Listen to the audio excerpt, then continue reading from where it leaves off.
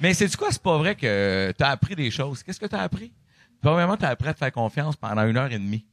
Ouais, OK, j'ai pas réfléchi longtemps. Mais non, mais t'es un esti de cave. T'as appris à te faire confiance, t'as appris à jouer tes gags à 100%, t'as appris à les vivre, t'as appris à les sentir, t'as appris à accepter, Chris, que tu faisais partie de la gang. T'as des humoristes qui gagnent leur vie avec ça puis qui ont un one-man show. Pas besoin de parler. T'as appris. Non, mais parce que t'es un est. Là, tu vas être dans ton char, tu vas penser à tout ça, tu vas dire, là, j'ai pas répondu, je te connais, là, t'as raison.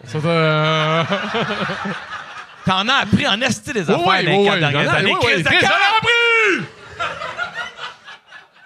Mais après ça, il est dans son char, puis il s'en veut. Il va m'appeler demain, il dit, ouais, c'est sûr, j'aurais dû dire ça, j'aurais dû dire ça.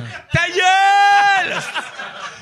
Non, mais par rapport à ça, justement, la construction des numéros, puis les placer dans un certain ordre, en fait, puis j'en parle, j'ai fait de la route avec pas mal d'humoristes qui ont des one-man shows qui continuellement questionnent, OK, ce numéro-là va, OK, je les mets ça à l'avant, je l'avance ça après, ça. Oui. Ça, justement, c'est ça. Est-ce que c'est... Ça, il y a eu du questionnement là-dessus. Ben, je devrais-tu faire ça, mettre ce numéro-là avant, tu switches. Peut-être tu penses, on dirait qu'à partir de ton premier show à celui d'aujourd'hui, il a pas tant évolué. Quand le monde me dit, hey, je l'ai vu, mettons, au début de tournée, c'est-tu le même show? Puis toi, dans ta tête, t'es comme, ben oui, tu sais, pratiquement. Mais là, après ça, ils viennent te voir, c'est crissement pas le même show que j'ai vu. Fait que, il y a des numéros que t'es tanné de jouer, il y a la pandémie, je suis tanné de jouer ça, tu le remplaces par un nouveau number, tu sais, des fois t'es comme, je le garde-tu pour le prochain, mais tu fais, c'est là que je veux le dire, fait que... Puis c'est nono, parce que, mettons, t'as bougé un numéro de place, la personne a vu ton show, genre, l'année passée, elle revient, parce qu'il est plus à la même place, il y a plus le même son, il y a plus le même goût.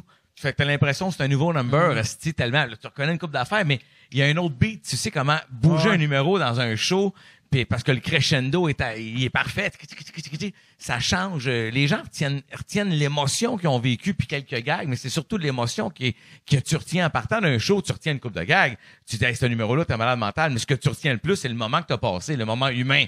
Tu dis, asti que je l'ai aimé. Ah, ça, c'était le fun. Mais tu retiens plus l'émotion. Donc, c'est pour ça que ça compte. Tout ce travail-là qui est fait, il compte énormément. Je sais pas combien de fois aussi qu'on l'a regardé au complet. On le filmait, on le regardait. Puis là, tu as des détails des fois où, tu sais, j'ai pas de joke de bat qui saigne, mais j'ai des...